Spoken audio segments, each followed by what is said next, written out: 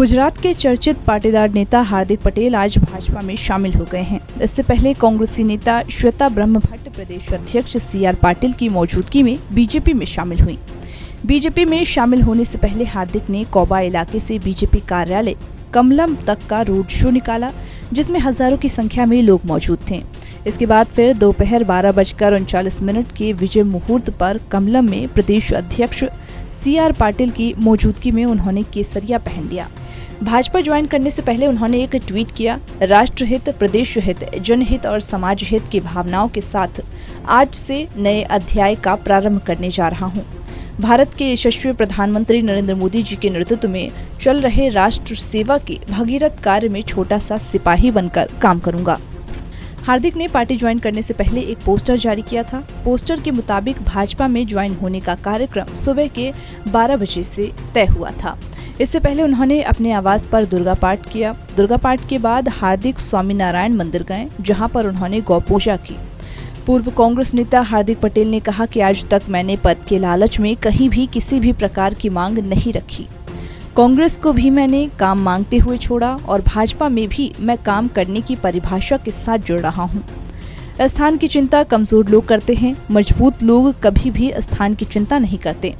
उन्होंने कहा कि बहुत जल्द हर 10 दिन में एक कार्यक्रम करेंगे, जिसमें कि कांग्रेस पार्टी से नाराज विधायकों, जिला पंचायत या फिर तहसील पंचायत के सदस्यों, नगर निगम के सदस्यों को जोड़ेंगे।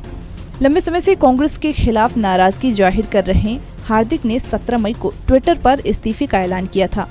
उन्होंने राहुल गांधी पर कई आरोप भी लगाए थे। इस्तीफे के बाद से वह लगातार भाजपा के कामों की तारीफ भी कर रहे थे और खुद को हिंदुत्व का समर्थक बता रहे थे। तभी से इसकी संभावनाएं व्यक्त की जा रही थी कि वे भाजपा में शामिल होंगे। हार्दिक की कांग्रेस के प्रति नाराजगी अब किसी से छिपी नहीं है। एक बयान में उन्होंने यहां तक कि कह दिया था कि कांग्रेस में उनकी हालत ऐसी हो गई है जैसे नए दूल्हे की नसबंदी करा दी गई हो। हालांकि उन्होंने कहा कि वे राहुल गांधी या प्रियंका गांधी से नाराज नहीं हैं, प्रदेश नेतृत्व से नाराज हैं। हार्दिक पटेल 2014 में सरदार पटेल ग्रुप से जुड़े और आगे चलकर पाटीदार आरक्षण की मांग को लेकर के आंदोलन शुरू किया। एक तरह से कहें तो यह समय उनके पॉलिटिकल करियर की शुरुआत थी। उन्होंने सितंबर 2015 में पटेल नवनिर्माण सेना का गठन किया। मकसद कुर्मी, पाटीदार और गुर्जर समुदाय को OBC में शामिल करना और उन्हें सरकारी नौकरियां दिलाना था। इसी आंदोलन के दौरान हार्दिक पहली बार सुर्खियों में आए थे। कांग्रेस में रहते हुए हार्दिक पर कई आरोप भी लगाए गए थे, जिसके चलते उन पर केस भी दर्ज किया गया था। इसके अलावा उनका एक CD कांड भी खूब चर्चित रहा। CD कांड में वे एक लड़की के साथ आपत्तिजनक हालत में दिखे थे। मामले में हार्दिक ने सफाई दी कि मैं युवा हूं, ये मेरी पर्सनल लाइफ है। हालांकि अब जब हार्दिक पटेल ने भगवा रंग धारण कर लिया है, ऐसे में आने वाले दिनों में गुजरात में विधानसभा चुनाव होने हैं।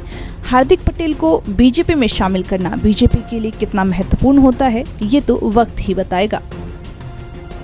National desk, total news.